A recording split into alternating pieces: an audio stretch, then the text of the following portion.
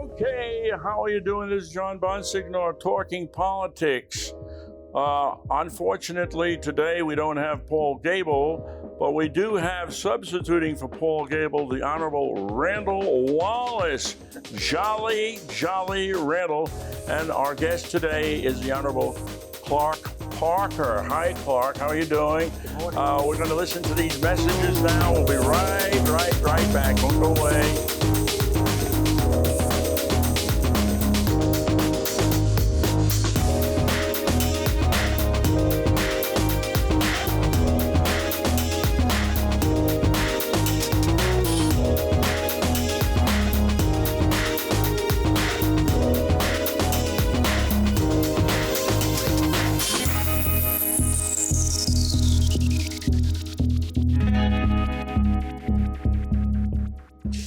Okay, Randall, thank you very much for substituting for Paul Gable. It's very nice of you. And Clark, it's exciting times for you. You're going to be running for auditor. Wow, that is some fascinating job. And you fit right in the bill. You're a CPA. You've been here for a long time. How long have you been in Horry County? Here all my life, 65 years. 60? You're not 65. Yes, sir. 65? Yes, sir. Holy cow. Drew my first Social Security check. You look younger. You look younger than Randall and I. Holy cow! 65, Randall. What do you think of that? Well, that's living in Horry County. That makes you a native, pretty much. That's right. Well, let me shoot it right over to you now. What was your first question for Clark? Well, I know that Clark is embarked on a campaign to be county auditor, and what drew you to the job, made you interested in doing it? Well, I'm close to retirement. We have a partnership agreement that we can retire anytime after 65, and I was looking at the options I have, and I've been in public accounting for 40 years, and so that's a long time to be anywhere. Sure it is. So anyway, I thought about retirement. I talked to my partners. It was a good thing for me and a good fit. And so I looked at what else I wanted to do. I didn't want to go home and just watch TV. And so I looked at what I could do to serve my county or my country. And as you know, we both ran for Congress. We went through that process, and I'm probably glad I didn't get there because it's been hell for those guys for the last 10 years. But I think that I looked at this race, this particular area of concern that I had for the county, and I looked at the treasurer, the auditor. Those are more of my areas of professional background, and Lois had indicated to me that she was going to retire, so I sort of defaulted to there initially. Oh, Lois, you felt that Lois was not going to run again? Well, I had two conversations with her, John. I called her about 8 weeks before I made my announcement. I followed back up 4 weeks before that. After that, and she assured me the first time that there was no issue. She was going to retire, and there was no one that she was aware of on the radar. And then the second time I talked to her, she said, Clark, I got one issue. I've got one person that's come to me from my staff that has some interest, and I've conveyed to them what it would cost to run and what they anticipate what the budget would be. And so as long as he doesn't come forward, I can't campaign against him because I hired him. I said, that makes sense. You do what you got to do. But at that time, she still was retiring. And so I went ahead and made my announcements, sent out my news releases, and then I get a call back from one of my supporters and said, by the way, I got a call from Lois, and she's going to seek re-election. I said, well, I wish she'd call me. You know? Well, that would be the right way to go, to call you to let you know that she's still running. But you know what's interesting about you is that you're a member of the Gideons, and a lot of people don't know what a Gideon is. Can you tell us briefly what Gideons are? I will. We have a lot of prohibited things we can't advertise and promote about the Gideons, so I've took it off of my literature. But the Gideons are, of course, Bible-believing members of Protestant churches that are organized in 1899 by two traveling salesmen, John.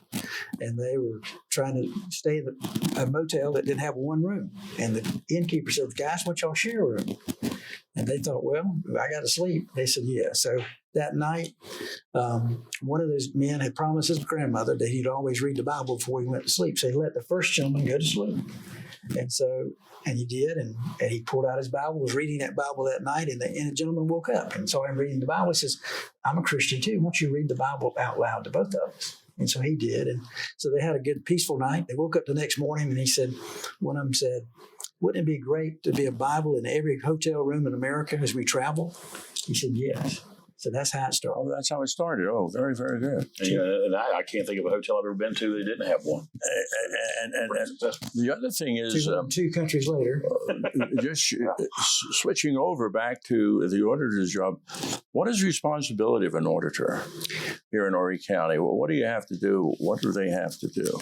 Well, okay, Clark Parker, let's see this here. You want to show people this? You don't want we got a free to hide this here. Here you go. Can you get that, Jay? Oh, my pen's in the way here. How's that? You got that, Jay? We got a free fan. It works without any battery. Manually operated. Well, okay, look. We're going to show this one more time. We have to go to a break now. When we come back from a break, you're going to tell us about the auditor's office. Sure. Right, Randall? Yes, sir. Randall, you have anything to say before we go to the break? Let's take the break now. Here we go. P. Reynolds by the Ocean is a restaurant and live performance space with an open jazz jam every Thursday at 6 p.m. Are you looking for something special, something new, something different on the Grand Strand? Great food, cool jazz. You'll find it only at P. Reynolds Jazz Supper Club, located at 1212 North Kings Highway in Myrtle Beach. P. Reynolds by the Ocean, something special in Myrtle Beach.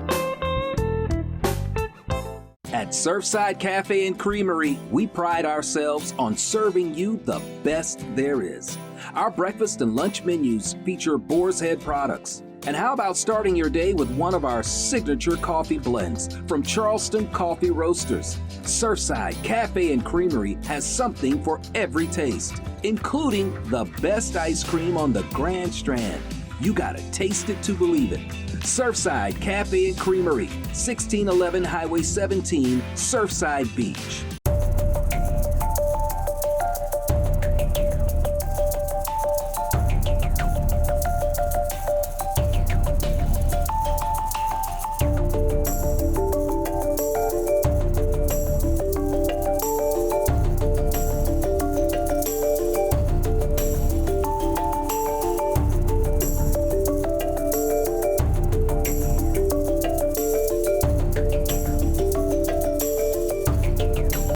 My name is Angelo Antonucci, and I'd like to welcome you to my restaurant.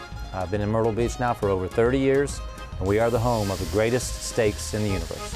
Here at Angelo's, we have a fantastic Italian buffet with your favorite pastas served with meatballs and sausage and delicious gourmet pizzas. But where we really shine is our entrees like our scampi traditional, Alfredo or lemon romano served over linguine, our French pork chops with garlic mashed potatoes, and our twin fillets featuring our signature marsala sauce. It's a great place to enjoy with family and friends, so stop by and see us at our new location at the corner of 24th Avenue South and South Kings Highway. Don't just take my word for it. Come in and try Angelo's, home of the greatest steaks in the universe. Here at Angelo's.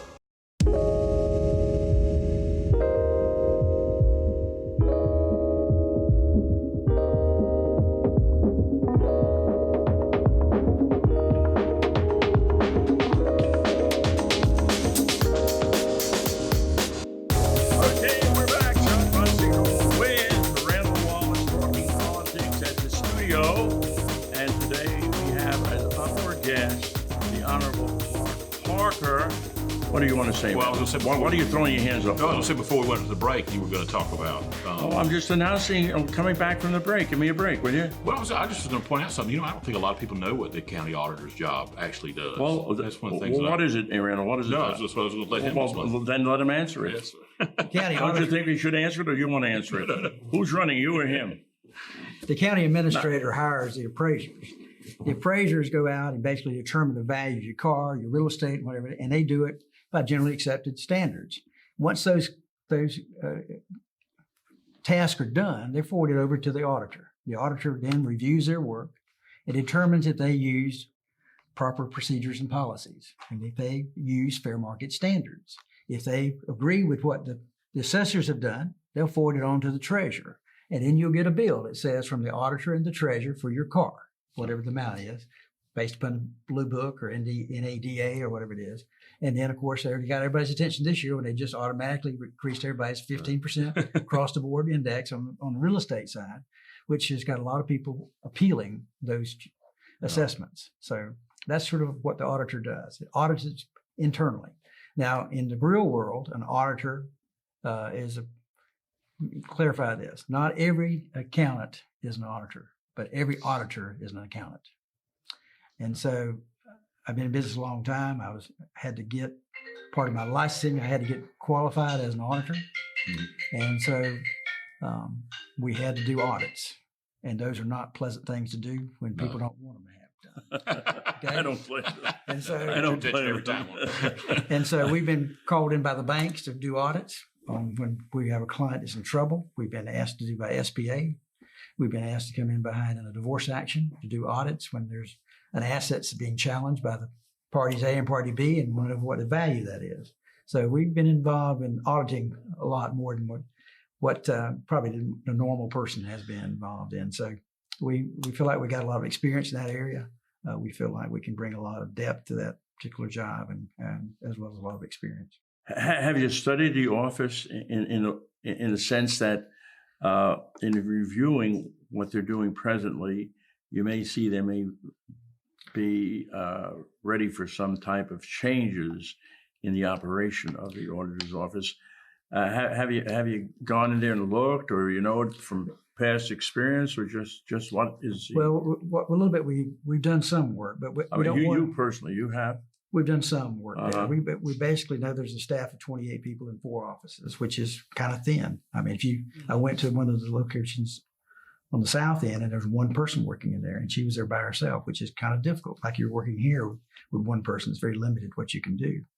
But it's hard. I'm not going to criticize what they've been doing because I don't want to expect you to criticize, but you're very astute. You're very. Here's what I think we can do. Right now, we've been in the cloud for the last 15 years. Okay, it means I've got a CPA that works for me full-time in San Augustine, Florida. I got a CPA that works for me in Greenville, South Carolina. I haven't seen them face-to-face, but maybe 3 times a year. But they're the most productive staff I have, okay, because they're doing it, they're raising their children, they're raising their grandchildren. And when people are raising their children and they're happy employees. The CPA in Florida has been with me 30 years. The CPA in Greenville has been with me 15 years. So my staff has been here a long time because we treat them well, and they don't push a clock. I mean, you can't clock somebody that's 8 hours away. You have to trust them, and we hire people we trust. Same way we would do here. When we go in there and make an assessment of those 28 people, we're going to find out which one's doing their jobs. And the cream will come to the top. We'll find out that within about 3 months. Well, the same thing here. The cream always comes to the top. And the cream coming to the top naturally is the person that's doing the show. But however, there is certain things that people want to know exactly. They want to see why they want to vote for you. What would you tell them? Look, what would you consider voting for me? Here's what I can do for you as auditor. Now you finish up for me. I think what you need to do is look at my history. You basically. We repeat what we do. We're creatures of habit. And if you look at my dedication to the University of South Coastal Carolina, my dedication to Friendship Medical Clinic, my dedication to the groups that we decided to commit our time to. Let's take, for example, the Friendship Medical Clinic. They provide medical care by volunteer doctors that provide free medical care to people that can't afford it. And these are doctors, nurses, people that donate their time. Mm-hmm. So we donate our time. I mean, they're willing to put forth that effort. And then what happens is Conway Medical Center, for example, donates the facility. Then the pharmaceutical companies donate medicine. Last year, they donated over $1 million worth of medicine. Oh, wow. Think what you can do with $1 million worth of free medicine.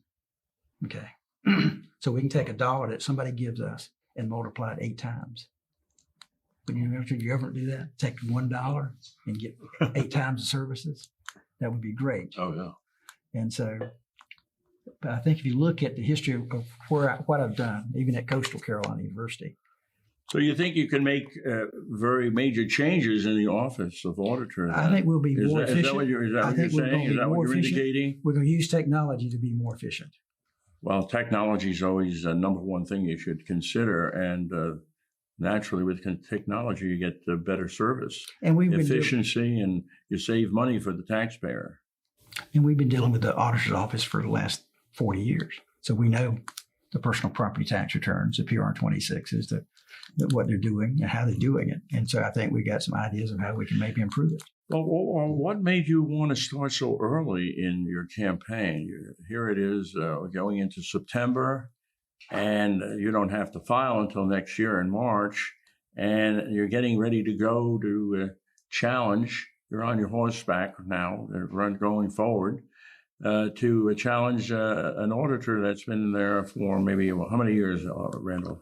22 20, years. yeah, I was just saying. Randall, would you speak up? I was trying to think what year she was elected. She's probably in the early 90s, I guess. 93. So, Well, you've been an elected official yourself, haven't you, Randall? yeah, sir. 16 years on the city council, but that's The city a council. little different. Are you thinking about running again? I don't want to take it away from Clark. I don't want to interview you, but actually we're here with Clark, and so we want to get the best out of Clark we possibly can to let the audience that is listening now know about him. And if they want to pick up a fan, you can call me or come by, and we have this beautiful fan. And right now it's really apropos because it's kind of hot under those lights, and this little bit of a fan helps. Well, Clark, how is your? I You asked met me you. why to file early, John. Okay, well, I don't care about that. I'm talking about you now. That can wait. Wait, just a second. Clark, you got to tell us about your granddaughter when we come back from this. She's a better candidate than anyone I've seen. What a terrific young girl. But now, here are some messages, one of which is important that you should listen to and go and help our sponsor get a little shekels, a little money in his pocket. Go to our sponsor, and here it is.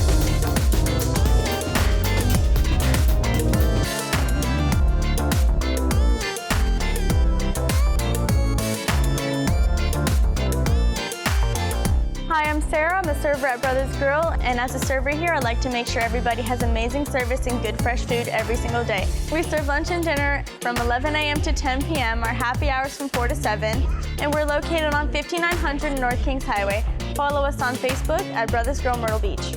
Located at 1300 Highway 544 near Coastal Carolina University. Soho 544 is an area's favorite for sushi, hibachi, American and Asian fusion cuisine. Soho 544 also offers daily happy hour special for only $5, as well as some of the lowest beer and liquor prices along the Grand Strand. So don't wait, come and join us. Soho 544 also caters to large parties and special events. P. Reynolds by the Ocean is a restaurant and live performance space with an open jazz jam every Thursday at 6 p.m. Are you looking for something special, something new, something different on the Grand Strand? Great food, cool jazz. You'll find it only at P. Reynolds Jazz Supper Club, located at 1212 North Kings Highway in Myrtle Beach. P. Reynolds by the Ocean, something special in Myrtle Beach. Striving for excellence is what we all do. After 10,000 hours of practice and preparation, we become experts at our crafts. Our skills become a manifestation of our talents, and our service becomes sought after. We are the professionals, taking care of the details. The Professionals, mobile detailing and car cleaning specialist. Taking pride in what we do, so you can take pride in what we do for you.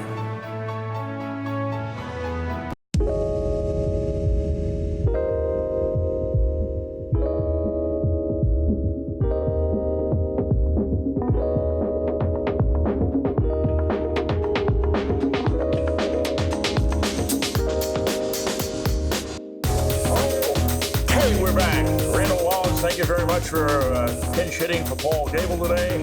Our guest is Clark Parker, and as before we took the break, I was going to mention about his granddaughter, Lily. Oh my God, what a campaigner. Talking about a campaign, you're a good campaigner, Randall, but I think Lily beat you. She's such a sparkling little girl. She's a 10-year-old. Very excited. Wow, how did you get her involved in politics at an early age? She got involved when I ran for Congress. Oh, did she? She was about 6 months old. And, 6 months. but anyway, that was quite an ordeal. But she has been a blessing to us. I mean, I've raised 3 sons. Yeah. And so I used to say I got 3 boys. Now I got 3 men. But my wife finally got a daughter, or granddaughter in this case, a female, that they can play dolls with and do all kind of grandma things with. So yeah, she's been a blessing. She's very extroverted. We went on a vacation for Christmas. We met a pastor. They were doing a midnight service. She went and asked the pastor, could she sing? She didn't know the guy. She didn't know the pastor at all. He said, yeah, we'll let you sing. And she sang. And so.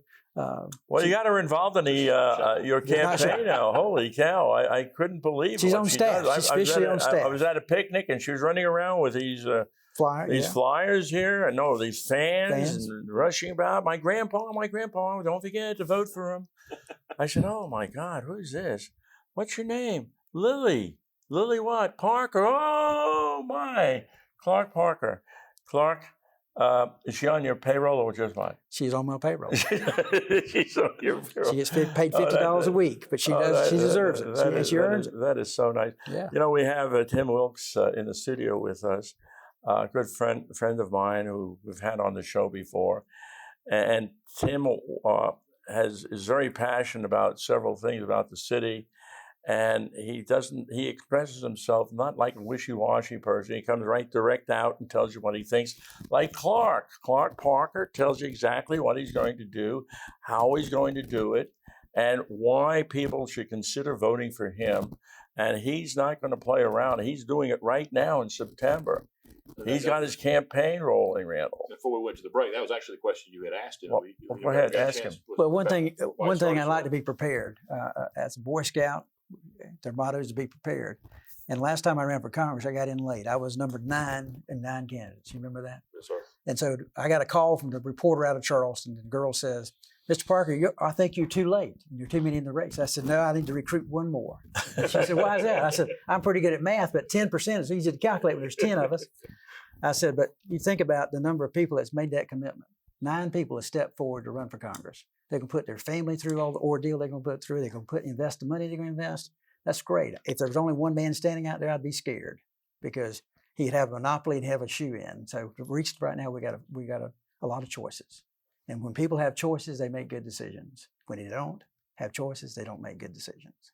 So you believe there are changes in the air and change should come in the auditor's office and people should vote for you. Is that what you're saying? Well, she told me twice she was retiring. Well, the fact is, I don't care what she told you, is what you think. You're going to go right through with your candidacy. Well, I believe we don't want to see in March you say, well, maybe. I believe in term limits. Governor Sanford lived by that when he went to Congress. He stayed there the number of years he said he was going to stay, and he left. Okay, when he went to governor, he basically was limited to 2 terms. Sanford and I respect each other a lot. And well, with the auditor's office, maybe a little different. Your term of office. I don't see myself serving more than 2 terms. I don't think that's. I would. 8 years is enough for. Me to do what I'm going to do. If I can't do it by then, I don't. 4 need years, to do it. You're just getting ready to know the job better than anyone else. So I say 2 terms. Why do you want to give it up for? You 2 terms, John. 2 terms. 8 years. 2 terms? Oh no, I don't think so.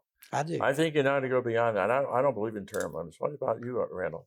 Well, I can understand what he's thinking there to do. Well, you know what Tim said before? Get off the fence. Yes or no? Do you want it or don't you want it?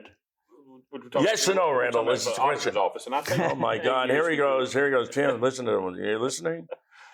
With yes or no, the auditor's Randall? office, I can see two terms. And you're getting what all you needed to get. I can't see 2 terms. You served over 2 terms as a city council. So now you're switching back. I think the voters are going to give you term limits. If they will like you, they're going to vote you out. If they like you, they're going to vote for you. If they don't like you, they're going to vote you out. The incumbents have a lot of internal So that's advantages. the way you should approach it. I think that if you're doing a good job and the voters feel that you're doing a good job, they're going to hire you again for another 4 years. So let the voters decide. That's in the Constitution. There's no term limits in the Constitution. You're taking an oath.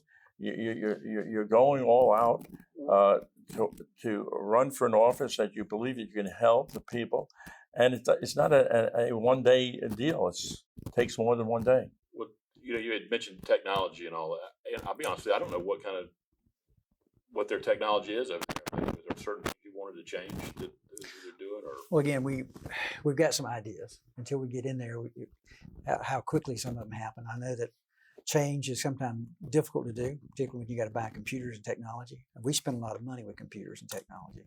Probably $5,000 a month we spend right now, our firm, and that's quite a commitment. And so, this size staff, we got a staff of about 13 people. So we're looking at a staff of 28 people. So, and with 4 locations.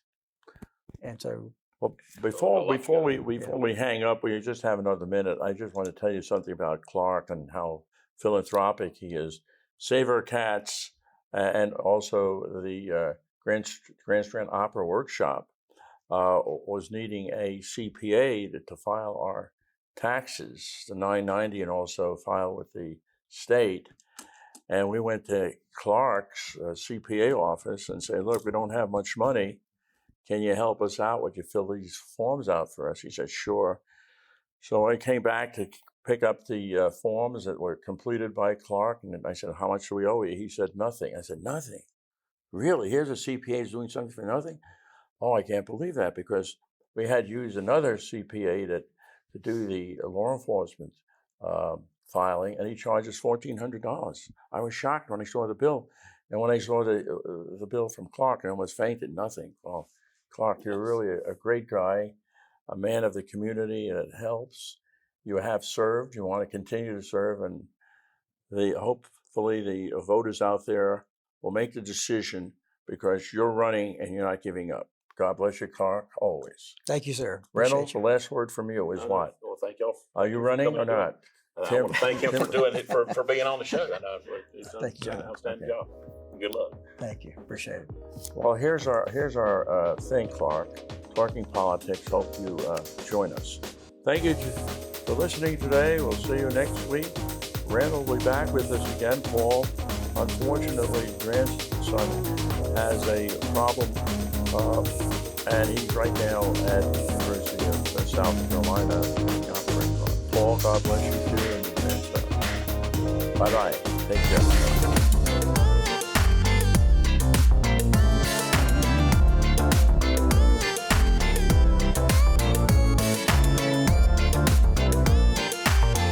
Hi, I'm Sarah. I'm a server at Brothers Grill, and as a server here, I like to make sure everybody has amazing service and good fresh food every single day. We serve lunch and dinner from 11 a.m. to 10 p.m., our happy hours from 4 to 7, and we're located on 5900 North Kings Highway. Follow us on Facebook at Brothers Grill Myrtle Beach. Located at 1300 Highway 544 near Coastal Carolina University, Soho 544 is an area's favorite for sushi, hibachi, American and Asian fusion cuisine. Soho 544 also offers daily happy hour special for only $5, as well as some of the lowest beer and liquor prices along the Grand Strand. So don't wait, come and join us. Soho 544 also caters to large parties and special events. P. Reynolds by the Ocean is a restaurant and live performance space with an open jazz jam every Thursday at 6 p.m. Are you looking for something special, something new, something different on the Grand Strand? Great food, cool jazz. You'll find it only at P. Reynolds Jazz Supper Club, located at 1212 North Kings Highway in Myrtle Beach. P. Reynolds by the Ocean, something special in Myrtle Beach. Striving for excellence is what we all do.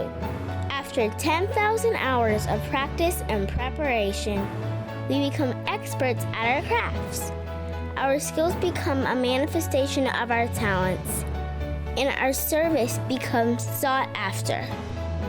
We are the professionals, taking care of the details. The Professionals, mobile detailing and car cleaning specialist. Taking pride in what we do so you can take pride in what we do for you.